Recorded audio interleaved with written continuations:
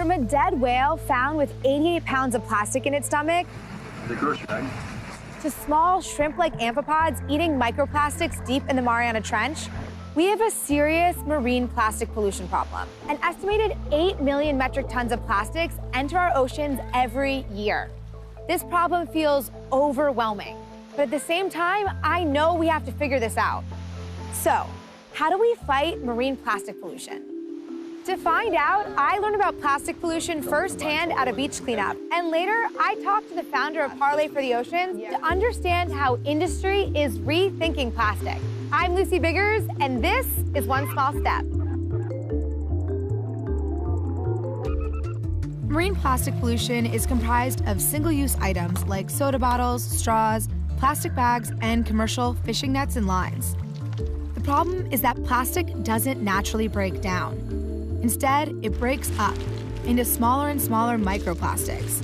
It's estimated there are trillions of plastic particles in the ocean. This is alarming because animals are mistaking plastics for food. An estimated 90% of seabirds have plastic in their stomachs. And there's a chance we're eating it too. One scientist at Columbia University found microplastics in the gut of shrimp she bought at a fish market. I've decided to attend a Surfrider beach cleanup so I can better understand the connection between litter and marine plastic.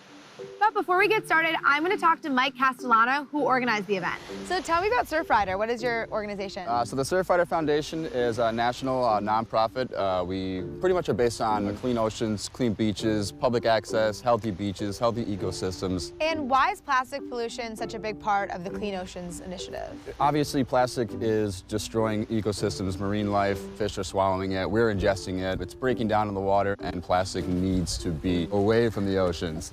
And why are beach cleanups important? It's to raise awareness, which is number one. You know, you Okay. get people out and you get to experience it firsthand, see how bad the problem is. And then number two is we collect data. We can use specific bag data from a beach and say, hey, we collected this many bags last year. Nice. And this is why you need to get rid of it. And so if you bring facts to the table, things happen. The one small step that people can take is to focus on minimizing your plastic use.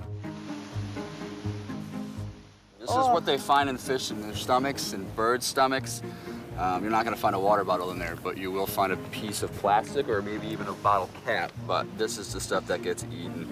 And this is the stuff that ultimately will make it to your dinner plate. It gets inside the stomach of a fish. It's crazy. Like, that's what, and this is what I mean, is you see things. Is this it? This is plastic too.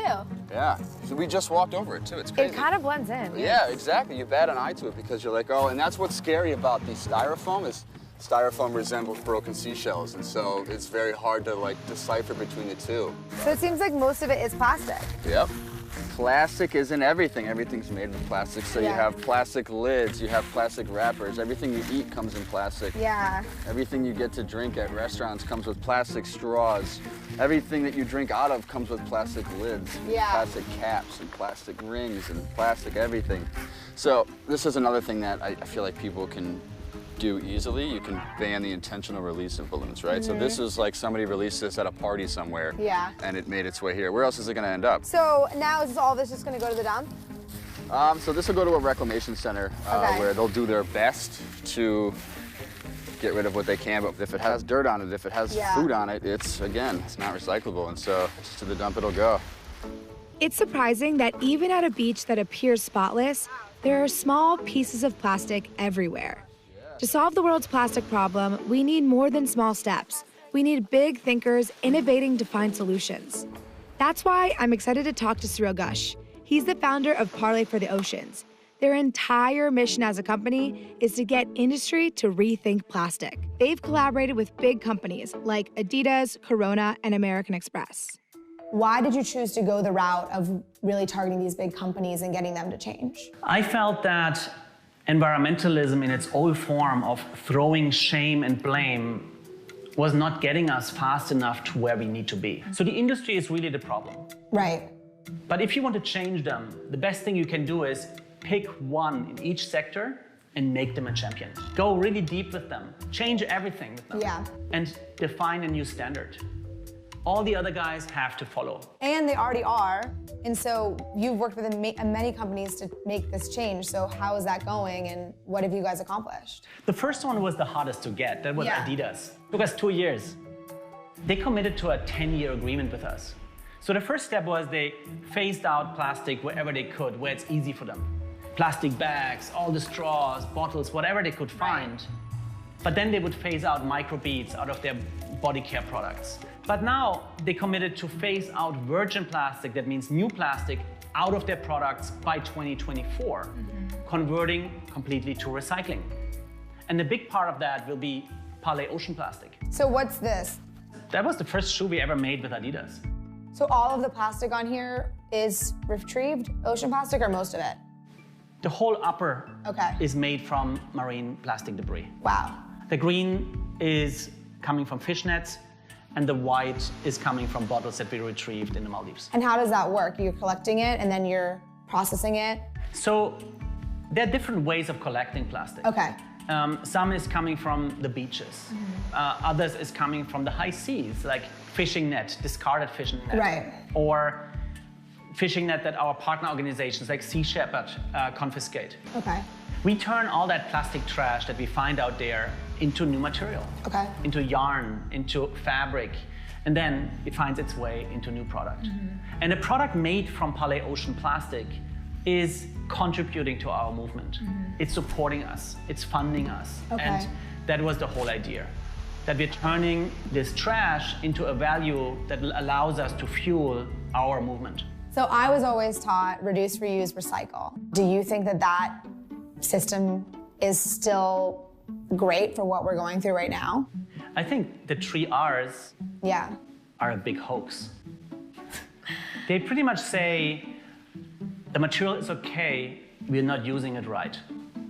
Got it. The truth is the material is not okay. Plastic is toxic. And our answer is a new strategy. Okay. It's called AIR. Avoid plastic, intercept plastic wherever you can, and use it instead of making more new plastic. And the R, redesign the material, redesign products. And of course, the plastic industry doesn't love that strategy. Yeah. Because they invested a lot of money in all these facilities. And they want to keep this technology in place as long as they can. So the best you can do is using your voice. Right. Sending a super strong signal saying, I want out. I don't want these products anymore. And that is what we believe has the strongest power at this point, is people speaking out for what they want and what they don't want. Yeah. They don't want to be lied to anymore. It was so inspiring to talk to Surreal and really understand and see his vision for how industry and creatives can solve this marine plastic pollution problem. And understanding that we can all be empowered if we just take action. The one small step I recommend to take is ban the plastic bottle out of your life. And pick a reusable bottle and make that your personal flag. And fly that flag with pride. I love that. I already do it, so check. I'm eliminating plastic by using a reusable water bottle. What are you doing to fight marine plastic pollution? Let us know in the comments. And if you like this, please subscribe. See you soon.